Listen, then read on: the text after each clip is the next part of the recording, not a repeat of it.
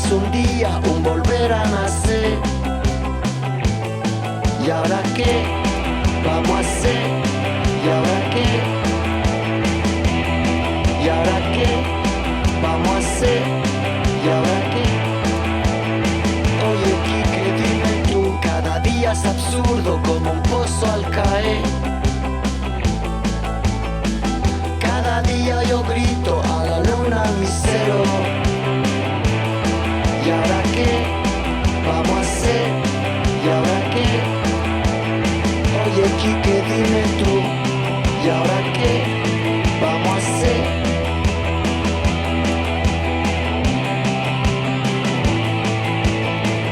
Cada día yo lucho para no decaer. Cada día me espanto de tanto rebuscar. Como siempre, arrancamos agradeciendo la presencia de cada uno de ustedes, su disponibilidad para llegarse a la COPI. Encima un día se ha puesto ventoso, medio fresco. Así que buenas noches y muchas gracias por estar. La violencia contra la mujer en la vida cotidiana es un tema que nosotros hace mucho, como COPI, veníamos viendo la posibilidad de abordar, y son esos temas que de repente la realidad los impone, más allá de un intento de pensar que es un buen tema sobre el cual debatir y preguntarse si mujeres y hombres estamos dispuestos a meterle el diente a estos temas. Y de repente aparecen un montón de situaciones que son como un garrotazo que nos indican que como sociedad, como pueblo, como ciudad, como vecinos, como instituciones, debemos abordar. No hay duda que hay un hecho que a nosotros a nivel institucional nos ha marcado, que es la muerte, el asesinato, el homicidio de Ingrid Vidosa, una compañera nuestra, cajera, trabajaba ahí, en la caja de este lado, justamente, la tercera caja, y que fue una de las personas que fue hallada muerta en el Cerro de la Cruz. También está el caso de Andrea Castana, están sus amigas, a quien nosotros agradecemos profundamente que hayan asistido hoy, que estén acá, porque con ellas también ya veníamos como COPI colaborando en esa lucha por verdad, justicia y memoria que ellas están llevando adelante y su familia. Y bueno, nos pareció también propicio invitarlas que sean parte de esta charla de hoy. También está el tema de Hernán, el fotógrafo, que si no se vincula directamente con la cuestión de género, por lo menos en relación a lo femenino, es otro de los asesinatos, de las muertes que esta ciudad se debe esclarecer. Y sobre todo las instituciones involucradas, la que tiene obligación directa, como es el Estado, la justicia y demás, y el resto de la institucionalidad, que creemos que también tienen que vincularse profundamente con esta problemática. Así que bueno, en ese marco, y sobre todo nosotros después de lo de Ingrid, hemos decidido comenzar a generar espacios, sobre todo internos, para abordar la problemática, porque ha tenido una afectación directa con muchos compañeros que compartían un cotidiano con ella, y también como grupo de trabajadores y trabajadoras, como institución, hemos decidido meterle el diente en términos con prácticas y espacios internos, y como siempre, abordar el tema de la violencia de género en un inicio, la violencia contra la mujer, para tratar de ir, y disculpen la expresión, pero desculando todas las violencias que tenemos como personas que vivimos, sufrimos como sociedad, como pueblo, ¿sí? La violencia institucional, un montón de violencias. Para ello nosotros obviamente hemos invitado a 3 personas, 3 profesionales excelentes, profesionales de la psicología. Alejandra Fisore, pido que un aplauso para ella.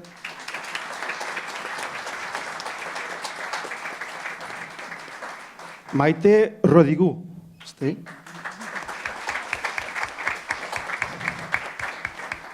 Y Solana López.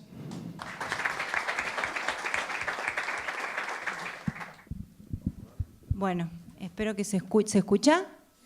Bueno, buenas noches a todos y todas. Bueno, ante todo agradecer a la COPI la posibilidad de estar tratando esta problemática que nos atraviesa a todos y todas. Y también, bueno, para mí es un honor estar en esta mesa con estas dos compañeras que, bueno, son referentes en el tema de género. Bueno, yo empiezo hablando yo específicamente, más que nada de violencia en la pareja. Para ello yo empiezo con un concepto de género. Sé que después Maite va a desarrollar más lo que tiene que ver específicamente con género, pero bueno, como para que tengamos una idea de lo que es género, es una construcción social y cultural que se realiza sobre la base de una diferenciación sexual, implica la transmisión de modelos de lo que es ser varón y ser mujer. Digamos, esto que aparece como roles, funciones, comportamientos que tenemos todos y que tiene que ver con nuestro género, no es algo que viene dado naturalmente, sino que es algo que se aprende y se transmite, pero que a veces es vivido como que viene biológicamente, digamos. Muchas veces escuchamos decir, es natural que las nenas jueguen con las muñecas, es natural que los varones jueguen con los autitos. Bueno, no es así, eso es un aprendizaje, es cultural, es social y tiene que ver con esto del género. Estas diferencias son reproducidas y reforzadas por ideologías e instituciones patriarcales, digamos que lo que hacen es legitimar un sistema de subordinación, de jerarquías. Un sistema de desigualdad de poder entre hombres y mujeres. Bueno, de hecho, digamos, acá hay algunos ejemplos de cómo se distribuyen los espacios, de cómo están asignados los espacios dependiendo de que sea para el hombre o para la mujer, y en eso, digamos, nosotros podemos ver una diferencia de poder que está del lado del hombre, ubicándolo en el lugar del rol productivo, el espacio público, el poder y la responsabilidad, la fortaleza, la competencia, la racionalidad, la autoridad y dominación. Lo contrario en el rol femenino, ¿no? Esto es un poquito así resumido lo de género, para no aburrir con esto. Después yo trabajo el concepto de violencia, que tiene que ver con la ley de violencia provincial que nosotros tenemos y que rige para los casos de violencia, que es la ley 9283. Es una ley que está desde el año 2006. Bueno, esa ley define violencia como toda acción, omisión o abuso dirigido a someter, controlar o agredir la integridad psicofísica, moral, sexual, emocional de las personas que tengan que ver con algún lazo familiar. Digamos, esta ley habla de violencia familiar, no habla de violencia de género, que es más específico. En realidad lo que se pone en cuestión acá es que la mayoría de las violencias dentro de la familia están basadas en el género. Y esto está, con este concepto de violencia, está invisibilizada esta simetría de poder, y está invisibilizada que la mayoría de las personas que realizan denuncias por violencia son mujeres. Por eso se cuestiona un poco este concepto, que en algún momento, digamos, en el momento en que salió la ley, fue muy importante, bueno, todavía lo es, pero bueno, la ley nacional, por ejemplo, es de violencia de género, y no solamente de violencia de género dentro de la familia, sino de violencia de género en todos los ámbitos en donde las mujeres transitamos. Bueno, esa es una diferencia que tenemos con la ley provincial y la ley nacional. Bueno, dentro de esta ley se tipifican 4 tipos de violencia: la física, la psicológica, la sexual y la económica. Por eso, digamos, yo tomo el concepto de violencia de género porque me parece que es más atinado para trabajar estas problemáticas. Se considera violencia de género a todas aquellas situaciones que particular o desproporcionadamente afectan a las personas por su género. La violencia hacia la mujer es la violencia por el solo hecho de ser mujeres, ¿sí? Está relacionada con un sistema patriarcal que se centra en la creencia de la superioridad masculina con predominancia social, económica y política, y la inferioridad y dependencia femenina. La violencia contra las mujeres es el resultado de cómo se relacionan hombres y mujeres. Los hombres asumiendo el lugar del poder, del control, y las mujeres introyectando el lugar de la subordinación, de la sumisión. Bueno, por las consecuencias que tiene sobre la vida de las personas, de las mujeres, la violencia de género es considerada una violación a los derechos humanos. Dentro de la violencia de la pareja, a mí me interesaba transmitir un poco esto que circula mucho, que es por qué las mujeres se quedan o permanecen en las situaciones de violencia tanto tiempo, ¿sí? Bueno, por eso me interesaba explicar un poquito cuál era el mecanismo que opera en general en las situaciones de violencia de pareja, en la violencia de género. En general, la dinámica tiene que ver con dos factores que se dan. Una es su intensidad creciente y otra es su carácter cíclico. Su intensidad creciente quiere decir que la violencia va aumentando en intensidad y en frecuencia, es decir, casi nunca, yo diría nunca, se da de una el golpe, sino que previamente empieza la violencia con una violencia más sutil, que tiene que ver con una manipulación, ¿sí? Ahí se explica mejor, con una manipulación psicológica que va en contra de la autoestima de la mujer, ¿sí? Esto es ridiculizaciones, hacerla sentir que lo que ella piensa no está bien, que está equivocada, la corrige en público. Estas conductas que en un primer momento no parecen violentas o que en realidad se naturalizan como si fueran lo esperable en una pareja, ya empieza a ser violencia. Después se pasa a una etapa donde ya empieza a haber una mayor violencia verbal y puede haber alguna violencia física, ya con insultos, humillaciones. Ocurre mucho esto de que le dicen a las mujeres que son locas, que lo que ellas piensan no está bien, intentan aislarla de sus círculos más cercanos, de la familia, de las amigas, les dicen que su familia les llena la cabeza, que sus amigas son unas locas, salen solas.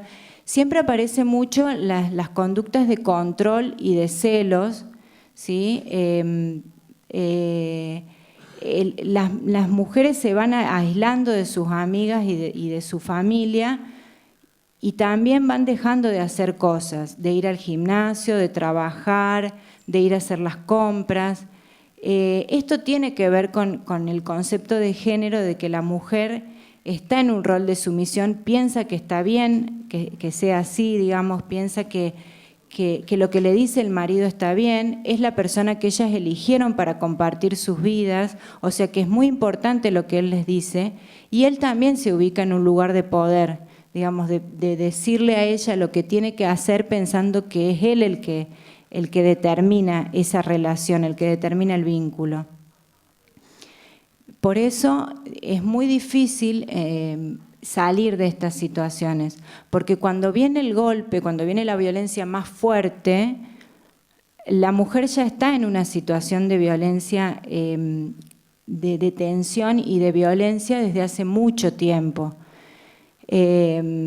Esto del golpe aparece cuando la mujer ya se ha menoscabado su equilibrio emocional en cuanto a autonomía, a independencia. Digamos, las mujeres pierden muchas veces su identidad en esto.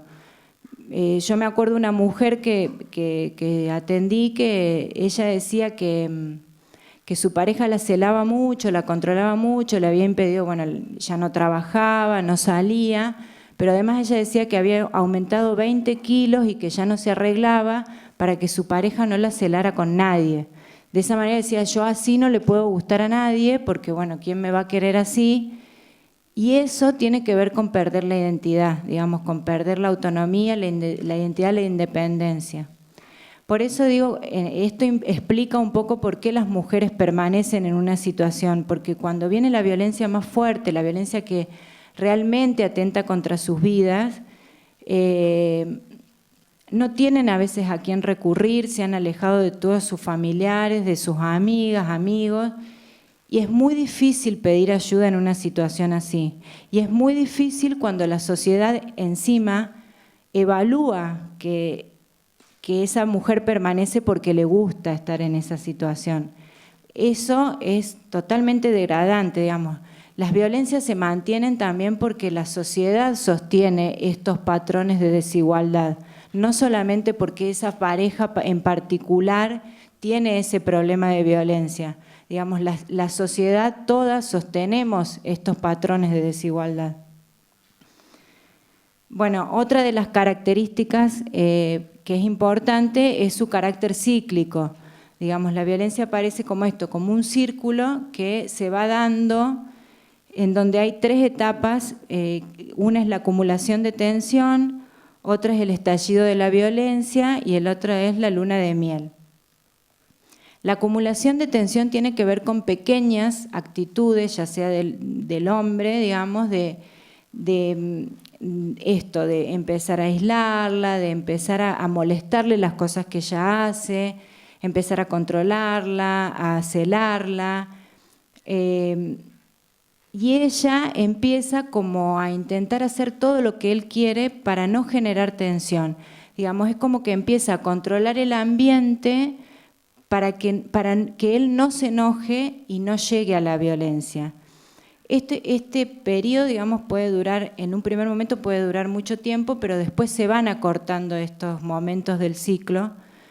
Este momento genera mucho aislamiento porque las mujeres en general lo que hacen es intentar no provocar al hombre, como si pensando que son ellas y que la violencia que él ejerce tiene que ver con ellas.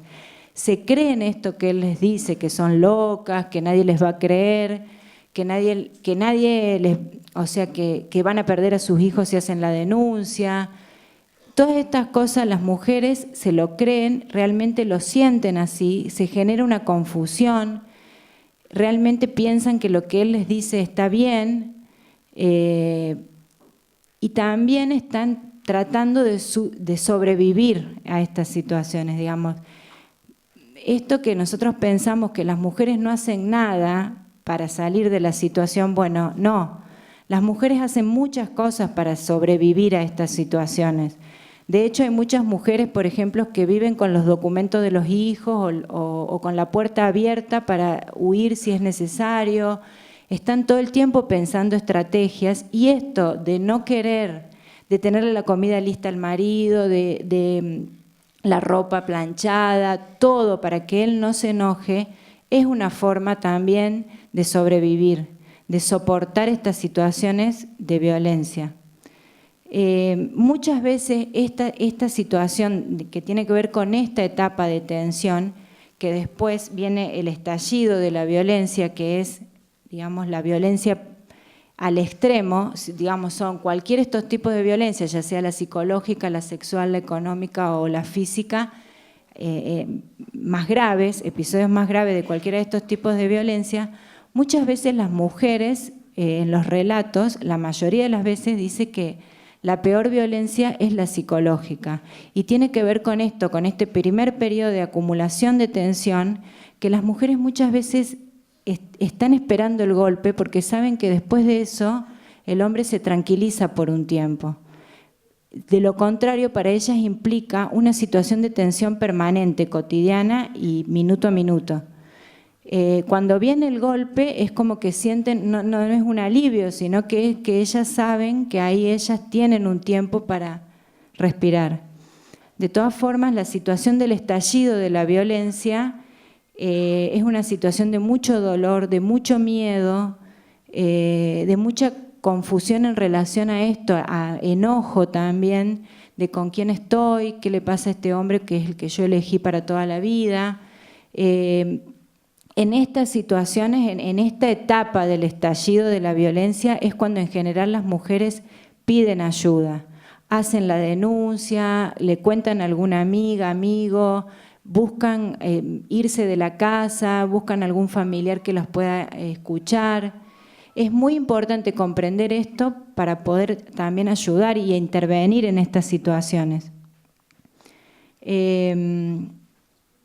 La última etapa o otra de las etapas del ciclo de la violencia tiene que ver con la luna de miel, que es la etapa como de mayor manipulación psicológica, porque es cuando el hombre se muestra arrepentido, realmente arrepentido, y hace en esa etapa promesas de cambio, ¿sí? No solo las hace, sino que en ese momento se las demuestra, habla con conocidos de ella para que la convenzan, realmente le hace regalos, o sea, hace todo lo que no hizo o lo que se espera que haga un hombre que quiere seducir a una mujer.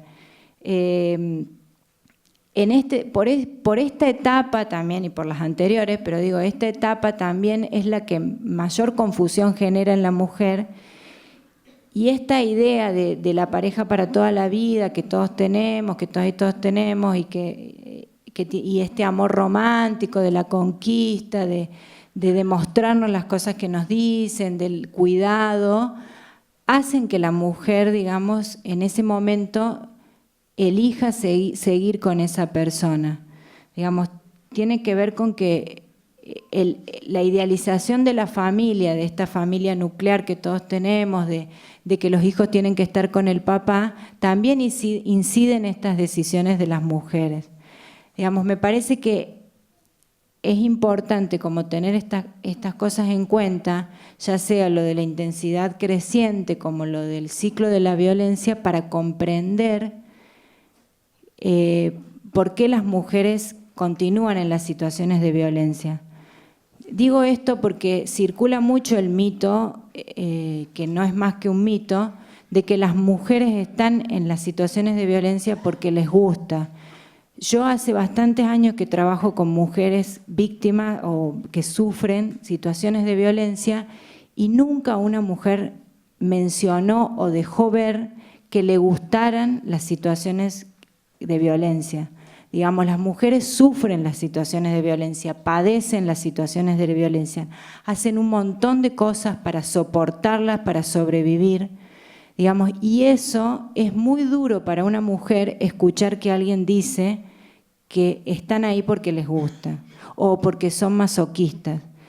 Me parece que para poder intervenir en una situación de violencia, para poder comprender mejor una situación de violencia, estas cosas son importantes conocerlas. Digo, esto es un mito que circula en todos lados, que está bueno desmitificarlo, problematizarlo, pensarnos en situaciones. Digo, las mujeres vivimos situaciones de violencia en todos lados, no solamente en la pareja, en la calle donde circulamos, en los trabajos, en las instituciones.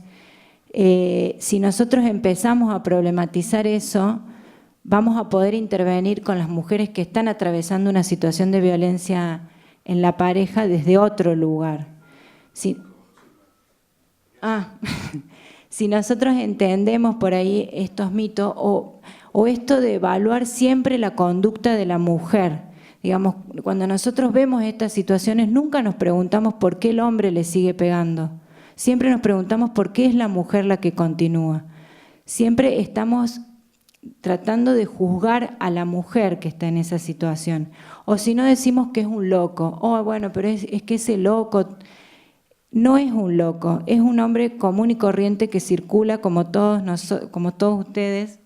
Y me parece que desde ese lugar tenemos que desmitificar y problematizar la violencia de género. Digamos, como que esto no es algo que le pasa a alguien en particular, sino que es algo que nos puede pasar a todas las mujeres porque vivimos en una sociedad patriarcal que ha determinado la desigualdad de poderes para hombres y mujeres.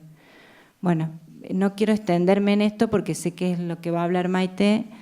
Bueno, yo les agradezco este espacio. Muchas gracias.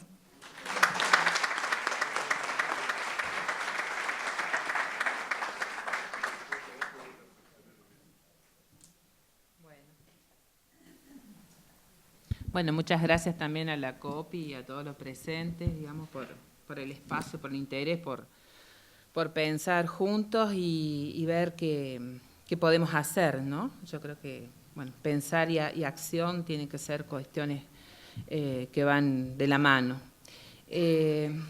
Bueno, Alejandra decía algunas cosas en relación a esto de la violencia en la situación de pareja y mencionó algunas cuestiones que voy a retomar respecto de los mitos y demás. A mí me interesa poder inscribir en principio que nosotros vivimos en sociedades que son sociedades en transformación y movimiento, sociedades en historia, y que en esas transformaciones societales una dimensión importante, digamos, de nuestras vidas ha sido el tema de la discusión y la conquista de derechos.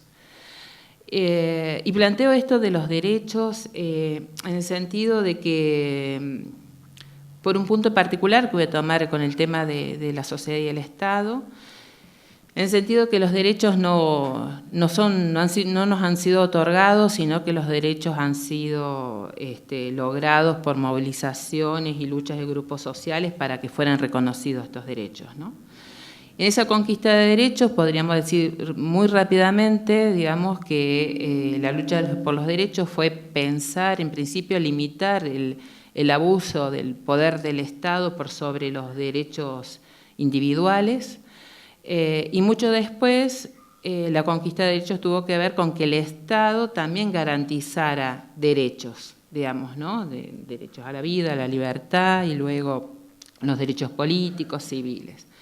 Sin embargo, yo diría, recién hace 22 años, en la Conferencia Internacional de Derechos Humanos de Viena del 93, la segunda conferencia internacional, los derechos de las mujeres fueron considerados como derechos humanos y se incorporaron como parte de la integralidad e indivisibilidad de los derechos civiles, políticos, económicos y sociales. O sea que podríamos pensar que las generaciones de mujeres que hemos nacido por fuera de esa fecha no estábamos constituidas como sujetos humanos, ¿no? Y eso son efectos, digamos, simbólicos en esto que venimos hablando del derecho a una vida sin violencia, que el derecho a una vida sin violencia también es un derecho recientemente consagrado a nivel interamericano por la Convención de Belén do Pará, y muy recientemente en nuestro país con la Ley Nacional de Violencia contra las Mujeres, ¿no? Y es un derecho específico, ¿no? Uno podría preguntarse por qué el derecho sin violencia es un derecho pensado particularmente para las mujeres, porque la violencia se venía abordando, digamos, dentro de las luchas políticas, la violencia, digamos, a presos políticos, etcétera, pero no se veía la especificidad de la violencia hacia las mujeres, ¿no? Sin embargo, la otra pregunta que nos podríamos decir, bueno, si hemos avanzado, si nuestra sociedad se transforma, si hemos conquistado derechos, ¿qué pasa entre esa igualdad que nos garantizan nuestras constituciones y dentro de nuestras constituciones, la Constitución argentina, las constituciones latinoamericanas, aparecemos como sujetos en igualdad de derechos? Sin embargo, ese reconocimiento de igualdad formal de derechos no es lo que nos encontramos en esto que nos convoca la COPI a pensar la violencia en la vida cotidiana. En la vida cotidiana encontramos todavía muchas desigualdades, ¿no? Desigualdades de trato y desigualdad de reconocimientos de derechos. Desigualdades que se expresan digamos, en el tema de las diferencias salariales que aún subsisten respecto de igual trabajo, y eso lo saben las mujeres sindicalistas. Encontramos maltratos en los hospitales, más allá de que hay una ley de humanización del parto y sigue existiendo una violencia obstétrica, digamos, en los hospitales. Podemos encontrar, bueno, lo que seguimos señalando como acoso callejero, que tiene que ver con que puedan opinar, decir, y abusar de nuestro cuerpo en el espacio público. Y podríamos seguir realizando, digamos, o los chistes que aparecen, estas violencias sutiles de las que señalaba Alejandra, o las propagandas y los medios de comunicación donde se sigue cosificando el cuerpo de las mujeres o mostrándolas sobre algunos estereotipos, ama de casa, prostitutas, etc. Uno podría pensar entonces que acá hay una distancia fuerte entre esa igualdad formal de derechos reconocidas y las desigualdades que siguen permaneciendo. Eso ya nos plantea de alguna forma un problema porque aparece una ficción de la igualdad, ¿no? Y, una ficción en cierto discurso, digamos, somos todos iguales, hay reconocimiento, digamos, respecto de esa igualdad, y cuando vamos a la vida cotidiana nos encontramos que esas desigualdades persisten. Y sobre esa base de la desigualdad es la que yo planteo el tema de la violencia. Porque otro de los problemas que tenemos es que la violencia se identifica en esto que señalaba también Alejandra, que identifican el entorno de las mujeres que viven situaciones de violencia, específicamente en las relaciones de pareja, como la violencia del golpe, el maltrato físico, la violación, ¿sí? Como en un continuum de violencia, esa violencia que aparece como lo visible. Y sin embargo, encontramos una violencia cotidiana que es la que subyace y es la que posibilita esas situaciones más graves de violencia, ¿no? Y podríamos decir que esas situaciones también son las que ocultan, digamos, que aparecen como una figura fuerte, digamos, nos atrapan en la atención y no vemos el entramado en la cual, digamos, se dan esas violencias. Entonces,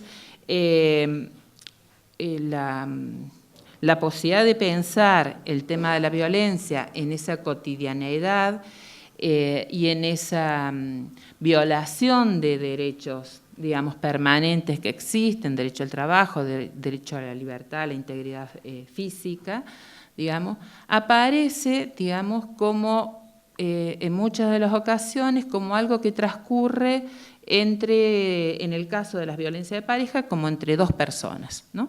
Entre una persona que es violenta y una persona que es violentada, un hombre violento y una mujer víctima de violencia.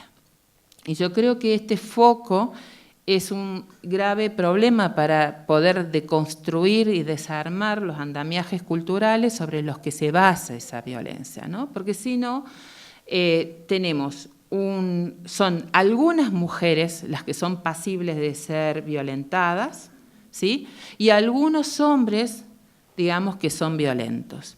Y bajo algunos discursos profesionales, algunos discursos del Estado, insiste una mirada en tratar de buscar esa excepcionalidad del perfil de la mujer víctima, cuando no culpabilizada, como dice Alejandra, o responsabilizada de la situación de violencia, y algún perfil específico que tendrían estos varones violentos, ¿sí? Y en realidad uno podría pensar en qué entramado cultural se han constituido estas violencias, ¿no? Hay una,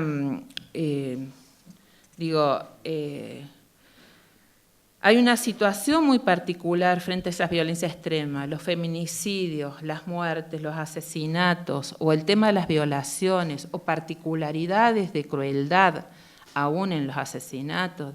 Estamos con el juicio también de Paola Costa, y uno también se podría pensar por qué Paola Costa también fue un foco de atención, ese feminicidio, respecto de muchas otras Paolas Acostas que pululan en nuestra Argentina.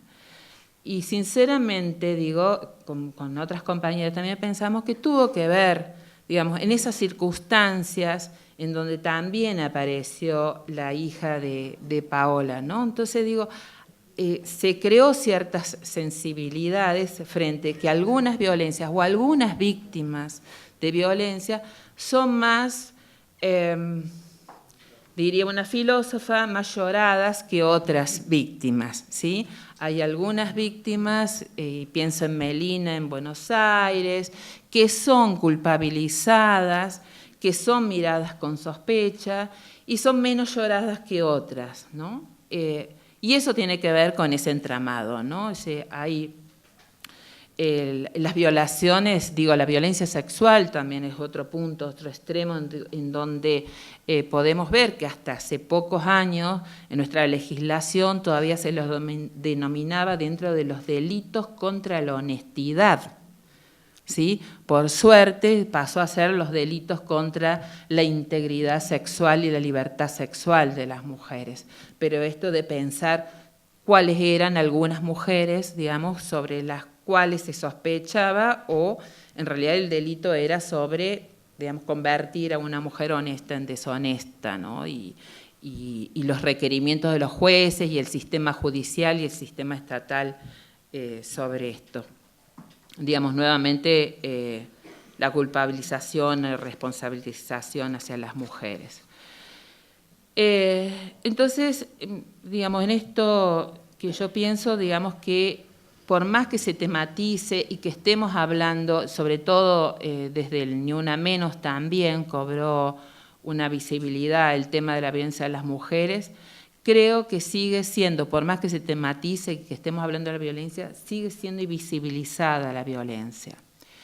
Y yo señalo algunos mecanismos de invisibilización. Y cuando digo invisibilización es que hay un otro sentido que ocupa el lugar de la violencia, ¿sí? Son los celos, el drama pasional, pero no la violencia, no aparece la violencia. La costumbre es lo natural antes, ¿no? También podríamos encontrar en la historia. Entonces, por una parte es la naturalización de actitudes y comportamientos sexistas, estereotipas de género, cuando uno, digamos, ante insultos o ante los mal llamados piropos, se dice, bueno, son solo palabras, ¿no? Hay una naturalización de esto pasó siempre, o la relativización y minimización del daño, de las consecuencias para la vida de las mujeres. No fue grave, no la violó, al final no la violó, no la golpeó, solo la empujó. La ridiculización tanto de las situaciones de violencia como de las reacciones de las mujeres ante ella, son una exagerada, no fue tan así.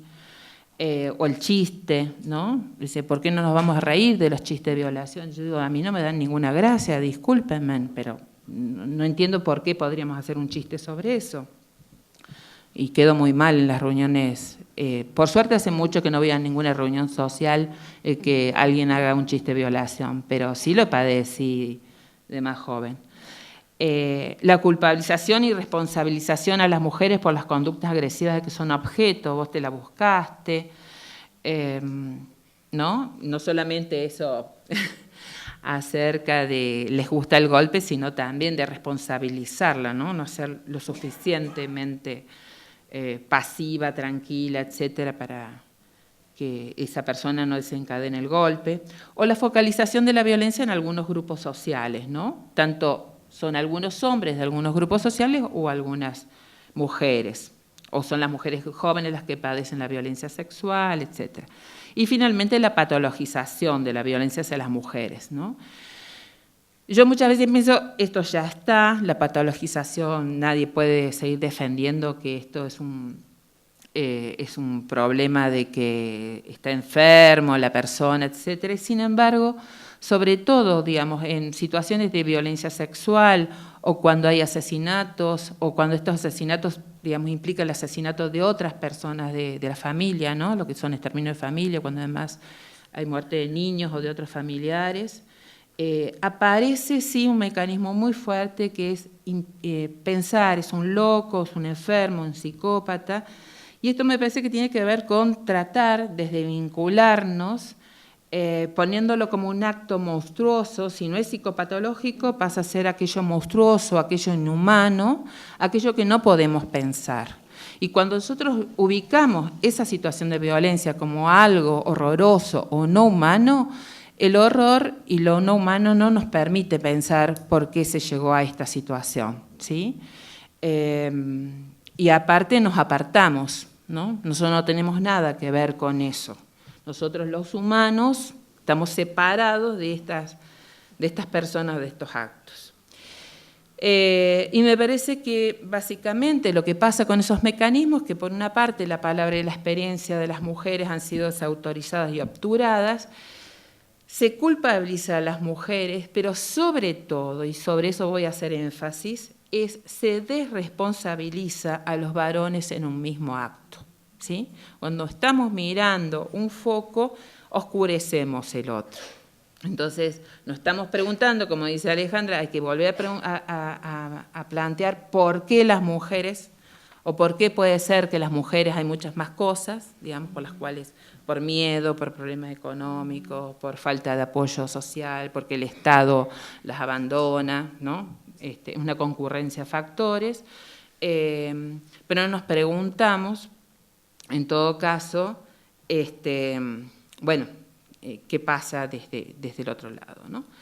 Y básicamente es esto. Me parece que lo que hemos intentado es, una de las cuestiones es poder, cuando digo hemos, porque estoy hablando no solamente, digamos, como investigadora, estoy hablando también como profesional que he trabajado y básicamente también como feminista, digamos, hemos hecho un esfuerzo por nombrar la violencia de las mujeres. Este reconocimiento que decía al inicio de las mujeres como digamos, como pasibles de entender que tienen derechos humanos también, digamos, no fue menor.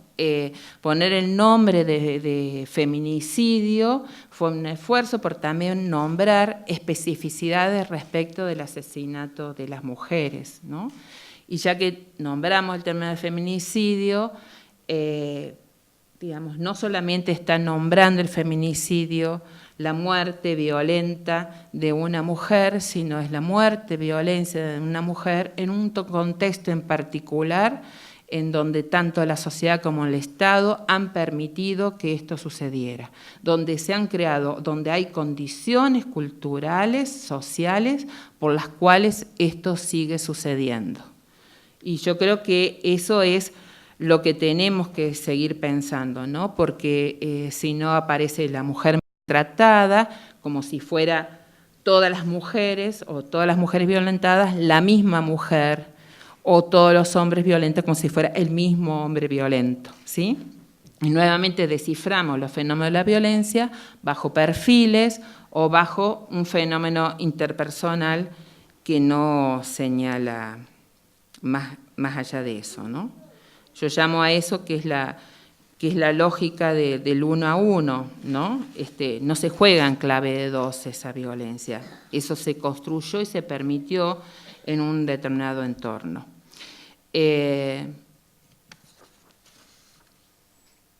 Por último, me parece que el tema del Estado, quiero volver, me sigue preocupando dos situaciones, ¿no? Una es que el Estado, particularmente en la provincia de Córdoba, sigue pensando la violencia de las mujeres solamente en los términos de la violencia familiar, ¿sí?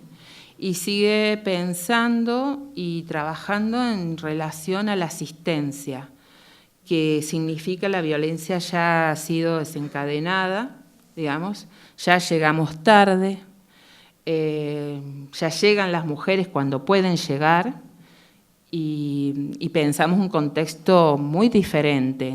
Tenemos Córdoba, tenemos una gran ciudad, tenemos ciudades intermedias y tenemos pequeños pueblos. Y si ustedes miran también dónde se están produciendo, no por mirar eso, ojo, porque yo sigo diciendo que no hay que mirar solamente de la violencia, digamos, los feminicidios o los asesinatos, vamos a encontrar que muchos de estos feminicidios, la mayoría, se están suscitando en pequeños pueblos, en determinados contextos culturales, donde hay distancias sociales a veces entre víctima y victimario, distancias sociales fuertes socioeconómicas, donde existen otras relaciones de poder más allá de las relaciones de pareja, ¿sí? Sobre todo, digo, cuando uno mira el sur de la provincia y los feminicidios ahí, digamos, ¿no? Personas con también riqueza o distancias y mujeres en otra posición social, donde el Estado tiene mucho menos presencia y digamos donde los contextos culturales tampoco se afianzan respecto de los derechos, ¿no? Y me parece que llegamos tarde, estamos llegando tarde porque no hay políticas de prevención, no hay políticas, cuando Alejandra refiere a la ley provincial, más allá de la discusión que yo tengo, digamos, con el tema de la política, la ley incluye las políticas de prevención, pero en la política pública no se hace. Entonces debería estar atravesando la política educativa, debería estar habiendo educación sexual integral donde se hable de esto y de los derechos y de las posibilidades de constituirse de forma diferente de varón y de mujer. Deberíamos tener políticas de salud, digamos, que fueran atentos a los derechos de las mujeres y pudieran ir acompañando ahí a las mujeres. Deberíamos tener políticas de trabajo que posibilitaran autonomía laboral a las mujeres. O sea, en realidad la ley dice algo, digamos, que no se está cumpliendo, ¿sí? Entonces digo, llegamos tarde. Y por otro lado, me parece que como sociedad tenemos que también poder pensar dentro de nuestras organizaciones, etcétera, poner en cuestión lo que yo digo, la tolerabilidad. Hay mucha tolerancia social hacia la violencia de las mujeres. Nos callamos muchas veces, no actuamos frente a algunos signos. Y digo, no solamente en la violencia en la pareja, en la violencia laboral, en las instituciones laborales, en la propia universidad estamos discutiendo las situaciones de violencia que también se suscitan al interior. Y recién ahora me parece que estamos reaccionando y dejando de verlo como un asunto de orden privado para pensarlo como un asunto de responsabilidad social donde todos y todas tenemos que opinar y actuar, ¿sí? Y por último, una cosita ya para cerrar, en esto de qué hacer, me acordé de unas reflexiones de Naomi Klein que hizo respecto a las acciones contra la guerra contra Irak, señalando en el 2003, porque la guerra contra Irak ya tenemos varias, pero que ella señalaba en ese artículo las marchas no bastan, ¿no? Entonces señala, Levi's de Europa decidió obtener ganancias de la moda contra la guerra y sacó una versión limitada de un oso de peluche con un símbolo de la paz adherido a su oreja. Lo puedes abrazar mientras miras las alertas de terror en CNN. O puedes apagar CNN, te puedes rehusar a hacer un picnic suave y abrazable y puedes salir y parar la guerra. Yo pensaba aquí, digamos, que podríamos pensar no ir con el cartelito de ni una menos a ignorar la violencia de género presente en mis contextos cotidianos, o por lo menos no actuarlas, no profundizándolas, ignorándolas o reproduciéndolas. Bueno, los dejo.